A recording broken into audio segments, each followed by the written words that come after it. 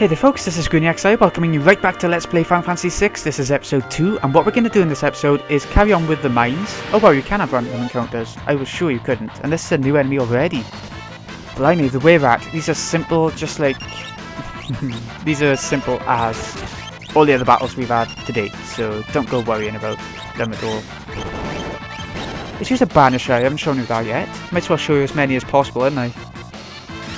At least until the boss, which is coming up. The boss is going to be pretty tough for a first boss. I actually died my first time playing the game on that first boss, and that's surprising for a Final Fantasy game. I think the only other Final Fantasy game I've done that with the boss is Final Fantasy 9 with the plant brain. Biggs and Wedge leveled up again, 3 potions, 66 skill. Now I think this game was made easier for our regions, PAL and the American regions. I think it was. Don't quote me on that. The only reason I noticed in the first episode that I was comparing the PS1 version and the Game Boy Advance version quite a bit. The only reason for that was that I haven't played the SNES version, so I can't compare them with that one, you know? So excuse me if I don't talk about the SNES version at all. Ymir, here we go. First boss time. It's pretty amazing. Amazing boss music for Final Fantasy VI. I love it so much. Sorry about that. And yeah, hold it. This is going to be a bit of an explanation that they sorted out from the PS1 version. In the PS1 version, it didn't make any sense whatsoever, and it was sort of the opposite of what you had to do to kill the boss. They screwed up the translation a bit. So, this version is more clear. You know what it is? Ever heard of a lightning whelk? Lightning being a clue here. It's a monster that absorbs lightning. So, naturally, we shouldn't use lightning spells on it because it'll just absorb it and recover its HP, and store energy in its shell. Right, so whatever you do, don't attack the shell. Right, don't attack the shell either. Got it. There's quite a lot of things to look out for considering it's a first boss, isn't it? Right, with the witch as well, you already have a couple of spells in your disposal, Cure and Fire, but there's no point using them, really, nothing, no point at all. Just use your Magitech missile whenever it comes around, heal with the one of the other two if you need to, but don't use the Thunder one. What's called Thunder Beam. That's the one. Whew. Okay, so the major thing about this boss hasn't shown up yet. It will do soon. Right, here we go. Remember, don't attack the shell. That's the only target you have now. So if you were already targeting an enemy, then you would be screwed at this point. Press select to go to a different character if you need to. And heal up while it's in its shell. That's definitely the best thing you can do. Once you're done healing up, just wait for it to come back out. It's gonna take a bit of time, but you know, it'll get it. I'm actually using, for your information, the GameCube version of this game in a sense. It is the Game Boy Advance version, but also the GameCube version because I'm using the Game Boy player for the GameCube. So yeah, that's just to clear that up. It's an official Nintendo product and all that, so you know, no emulators or anything necessary, which I would never use. I really dislike the use of emulators. Even though they make things more convenient, a lot of the time I understand that. I just don't like how people will often play games on there that are so cheap to find on maybe eBay or something. Anyway, that's my little mini rant over. So, we just wait for him to come again. If you press right, you go to defend, so you can just defend for the turn and take less physical damage. You can go in the back row or front row, you know, switch rows. If you're in the front row, you deal more physical damage, but take more physical damage. If you're in the back row, you deal less physical damage, but you also receive less physical damage. And this is the boss done. Easy enough when you know what you're doing. Ymir. Ymir? Ymir? There's so many ways to sort of pronounce these words, and I find them a bit complicated sometimes. If I don't say it how you like, forgive me. Okay, you'll notice we didn't get EXP. You won't be getting EXP for bosses. There may be some bosses you do. I wish I could remember that little fact, but no. And we've made it to where these three were coming to in the first place. This is the frozen Esper that they were talking about. Esper, sorry. I'm sure it's Esper in the PS1 version, is it? Or maybe in Final Fantasy 13 or something. Ooh, I can't quite remember that one, but yeah. Here we go. another boss maybe. But this is the first of the story-related bosses in Final Fantasy VI. You won't be winning, let's just say that much. It's just there to progress a bit of story, tell it in a more cinematic fashion. The frozen creature begins emitting an eerie light. Oh no, is that good or bad? Biggs and Wedge seem confused. Where's that light coming from? Ah. Oh no, we lost one of them. What was that? Wedge? Wedge, where are you? Hey, what's going on? We've lost Biggs and Wedge. It's just the girl left. The very mysterious, suspicious girl that we know nothing about, other than she's being controlled by a slave crown. Ooh. Exploding. This is the 16-bit version of explosions. I think it's 16-bit, you know what I mean. Now it's time to see the after effects of all that was going on. Let's get out of bed. You actually move now. We're walking around like normal characters again. Where am I? My man, I just removed the crown. My head hurts. So yeah, I will be reading some of the text. Sometimes I'll just talk over the text, if that makes sense. But usually I will read it. Easy there, this is a slave crown. The others were using it to control you. It was robbing you of your thoughts, making it so you'd do whatever they told you. I love the music, the soundtrack to this game so much. I can't remember a thing. Don't worry, it'll all come back to you. In time, that is. Okay, this is a slave crown. We're not being controlled anymore. We are ourselves, so we can talk. A mysterious young woman, born with the gift of magic and enslaved by the Gestalian Empire. Terra. Yes, I'm going to be keeping all the names as the defaults. You can change it however you want. Change case. Yeah. So yeah, I can change all the accents and stuff. Sharp S. Double S. What are they called in German? Sharp B? Is also Sharp S. I can't quite remember. Either way. Let's just press start because we're done with that. Terra. I don't think there's any other way you can really pronounce Terra. My name is Terra. Impressive, I've never heard of anyone recovering so fast. You must be made of tougher stuff than most. She's a bit weird.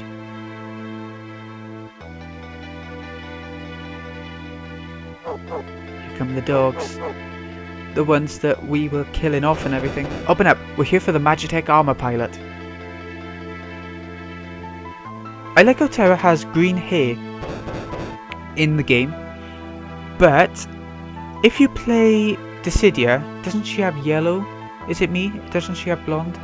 Or is it in her sort of art designs when you look at art books and things like that? This way, quickly. Okay, we're not going to follow him a sec. Let me just look at the clock. The clocks usually give good items. An elixir. She'll go to you. Open this door right now and hand over the girl. She's an agent of the Empire. We were an agent of the Empire when we were being controlled by the slave crown. Yeah. Make your way out of town through the mines. I'll try to buy you some time. I'm just going to say this now. I'm not going to be doing a 100% run of this. I'm just going to be doing everything that I think is worth seeing. And that doesn't take too much level grinding, maybe. Up there. Oh. Keep running. Keep running. I get on the default run thing, as you saw. So we don't need to hold down B to run. We can get random battles in here. Funnily enough, there it is. Spitzer. These are new enemies, so I'll leave them in. Again, purifier or just attack. All we're going to do is attack because we don't want to use her MP up. No. The only way to see your MP, let me just show you a moment, is go down to magic and you can see your MP on the bottom right now. Cure takes 5 MP, fire 4. So you can't tell unless you're actually in that. It's a little bit... I don't like that very much. I like to see the maximum on this main screen right here. But yeah, there we go. I'd like for her to level up one more time before we get anywhere else, you know. Should we save? Wait, I want to show you something in a sec. This will take us out of the game a bit, but I just want to show you. I want you to decide for me what frame to use. There's the GameCube one. There's 20 of them to choose from. A spacey one, I quite like that one, but is it too distracting? That was my thought. 17's like corn. I don't think anyone will like that. I could be wrong. Blue like velvety sort of material. I don't know. 13, 12, 11 is the wooden one I've used before. Silver might be nice, but it might be too much. Yellow, a couple of plain designs, different colours. So what I'm going to do is stick to the black for now. And we are going to save. We've lost Biggs and Wedge. That's a crying shame. Let's keep going. I mean, the episode would be way too short otherwise. I'm going to keep the battles in this area just because it's so quick. To cut out the battles would be a bit too much. But as we go along, the battles will take longer, so I'll cut more out, you know. Whereas they haven't really got a weakness. Well, they might have, but you don't need to focus on them because they die in one anyway. So. Yeah, Terra gained a level, good. How she learns spells is by leveling up. She'll learn a spell every now and again by leveling up. And that isn't something that happens with every character. Each character has a sort of different type of ability. You know, like, if you've played Final Fantasy 9, you'll know what I'm talking about. They'll have their own class. That's how it works in this game as well. But the difference with this game and them is that every character can learn magic in Final Fantasy 6. So it's more customizable, but they still have their own classes. Does that make sense? Yeah. SKS treasure chest. Phoenix down. I won't be collecting every single treasure chest because I'm bound to forget one or two. It's bound to happen. Another one, sleeping bag. Good. Let me just check what that does exactly. Sleeping bag. Fully restores one person's HP and MP. Can only be used outdoors or on a save point as well. It doesn't mention that, but... The items, pendant. The girl has the pendant. Terra, I mean. I keep forgetting that we know her name now. Let's go up right first, shall we? I think this might be the way we want to go. Spritzers. Again, they got a weakness, I'm sure, but... It doesn't matter, does it? Right now. I won't know the weaknesses of enemies right off the bat. It'll take me a bit into the battle to... So I'll be finding out while you do, probably. But at least we'll find out eventually. Okay, here we go. This is where we wanted to go to. There she is. Terra uses knives and swords, as well as other little items. What are they called? I can't remember. But they're unique to her. You'd think it would be rods or staffs, but no. Okay. Yep, she's still a little bit foggy and ill from the slave crown. It takes mental energy to get to do that, so, you know. This is a bit of a memory of hers now. Kefka. Kefka is going to be an interesting character. Keep an eye out for him. My sweet little magic user. Wee-hee-hee. With the slave crown, you'll be all mine.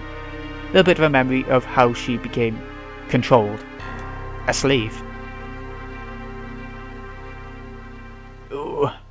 That red light makes me think she's in pain when he puts it on her.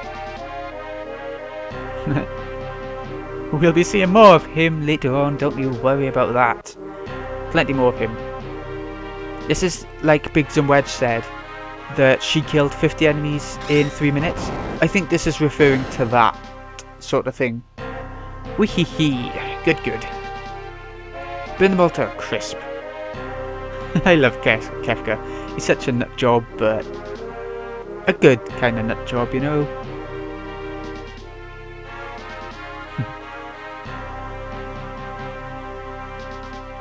Another memory. What's this one about then?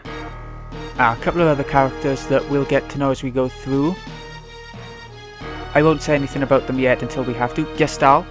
It's the Gestalian Empire. Yeah, Gestal. So that's what it's referring to. He's the big emperor of the empire. We stand at the dawn of a new age. The lost power of magic has returned to us. We are the chosen ones. The time has come for us to claim our rightful dominion over the world. Nothing shall stand in our way. And now we know that they are the bad guys. This is the main thing that tells us that. They're going to try and take over the world. Long live Emperor Gestal. And I know I'm not good at voice acting. I'm just reading it out, if anything. Yeah. Okay, back to the main game. We'll begin little memories and stuff and little sidetracky things as we go through. But for now, the main game is the most interesting aspect, I'd say. Ah, back to our protector. Here comes a new character. Who is he? Took it long enough. Busy with all the robbing and plundering, I presume. He's a thief? I think of him as like Zidane. I really do. He doesn't look like him. He does a little bit. He's got the same sort of coloured hair. A treasure hunter and trail-born traveller, searching the world over for relics of the past. Here we go. Another party member. His name is Locke. Some people call him Locke, Locke, but I think Locke. The extra E at the end, I don't think is meant to imply that it's Locke, otherwise there would be a Y there, I think. I think it's just Locke. There we go, default. What do you call him? I'd be interested to know if there's anyone who doesn't call him one of those variations by there. That's my phone. Let me just put that on silent a sec. I should have done this before. I do apologise. Ha! Semantic nonsense. There's a huge difference. It's a difference between a plunderer and a thief. Anyway, is there something you need me to do? There is indeed. I met the girl. Huh? You don't mean it? The city guard is pursuing her as we speak. This city has the strength to stand up to the Empire, but it won't use it. The people are just too stubbornly independent to join an underground resistance group like the Returners. So it's the Empire versus Narshe and the Returners. Yeah? Yeah. I tried to explain that the Empire was controlling the girl, but they wouldn't even listen. Ah. Alright, so you want me to get her out of Narshe? That would be the idea. Make her way to Figaro for the time being. So Locke is being, I'd say, hired, because it doesn't look like he would do anything. Considering he's a thief, it doesn't look like he would do anything for free. You know? That's the impression I get of him. And here we go, that was quick. Okay, this is a new thing to any RPG I've ever played. Any sort of standard turn-based RPG at least. Now we gotta... I'm gonna do this bit and then we'll save, I think. Wonderful, there's a whole bunch of them. Kupo.